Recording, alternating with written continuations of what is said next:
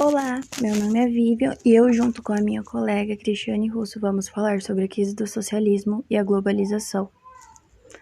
A Guerra Fria começou a esmorecer no final dos anos 80, com uma crise social, política e econômica que atingiu os países socialistas do bloco soviético. Em 1985, subiu ao poder na União Soviética o líder Mikhail Gorbachev, que promoveu duas mudanças básicas no país: a perestroika e a glasnost.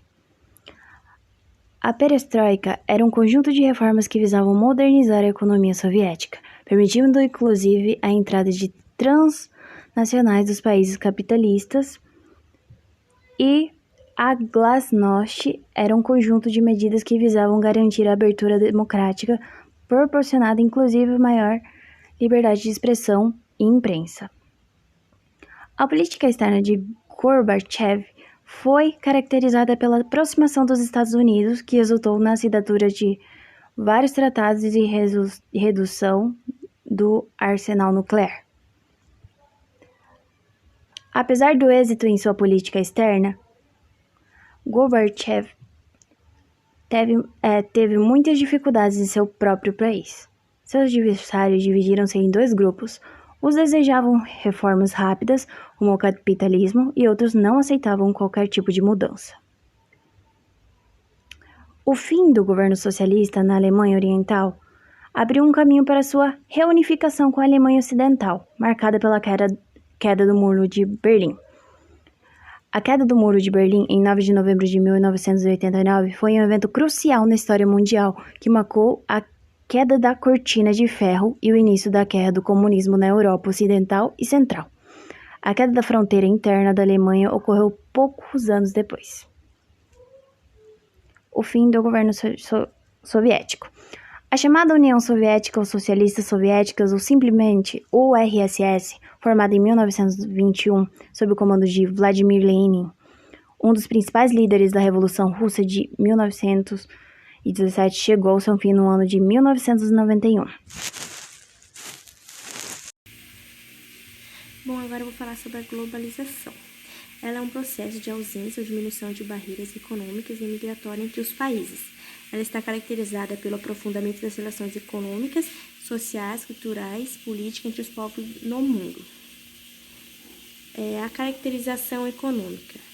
Ela caracteriza pela união do mercado mundial através de blocos econômicos e a desaparição das fronteiras comerciais entre seus membros. Com isso, se verifica o aumento da concorrência econômica e do nível de competição, com a consequente exploração de mão de obra. No mundo globalizado, ela se valoriza a qualificação profissional, ao mesmo tempo que se diminui os direitos trabalhistas, que empurram os trabalhadores para o mercado informal. Bom, as políticas, os fóruns e organismos internacionais se transformaram no palco privilegiado da decisão política e econômica.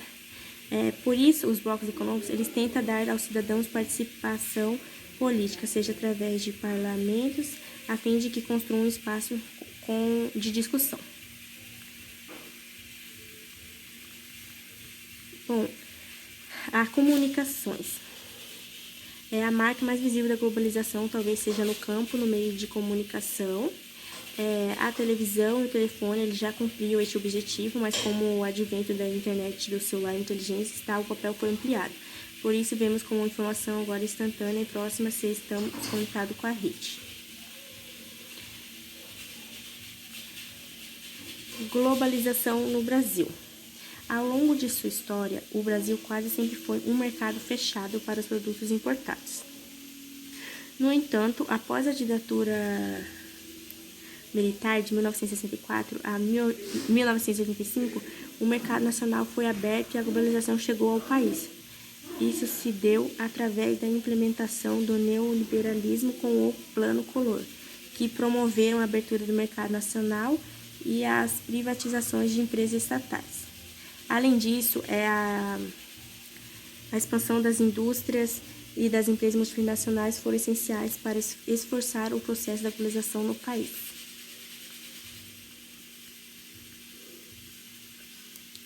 Bom, os blocos econômicos. aumento das relações econômicas entre os países, ela gerou necessidade de expandir seus mercados e garantir um lugar para os seus produtos. Assim ocorreu a criação dos blocos econômicos, cujo o objetivo principal é aumentar as relações comerciais entre os membros. Essas associações são feitas de acordo com a proximidade geográfica dos países. E podemos citar como exemplo a União Europeia e o Mercosul. Os blocos econômicos também têm a preocupação de garantir valores como a democracia, a extinção da pena da morte e a atenção à infância. Bom, agora a globalização cultural. Com a abertura de mercados, o consumidor, que passa a ser uma nova categoria de cidadão, tem acesso a produtos importados de qualidade de baixo custo. Esse processo contribui para o acesso aos meios de comunicação pelo barateamento das tecnologias e dos métodos de produção. Um dos ícones da globalização é a internet, a rede planetária, que conecta computadores. Ela se tornou possível graças a pactos entre diferentes entidades públicas e privadas para todo o mundo.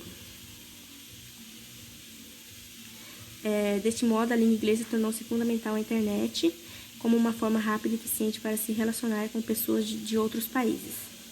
No entanto, não deixa de ser uma forma de colonização cultural, pois outros idiomas e expressões culturais são deslocados ou subvalorizados.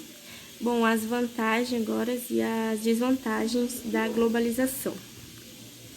Como principal ponto positivo da globalização, temos os avanços tecnológicos que facilitam o fluxo de informação e de capitais, mediante inovações na área da telecomunicação e da informática.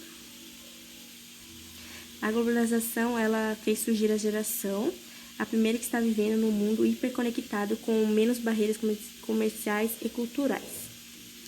Como ponto negativo, é preciso afirmar que a maior parcela do dinheiro fica entre países mais desenvolvidos e entre países mais desenvolvidos.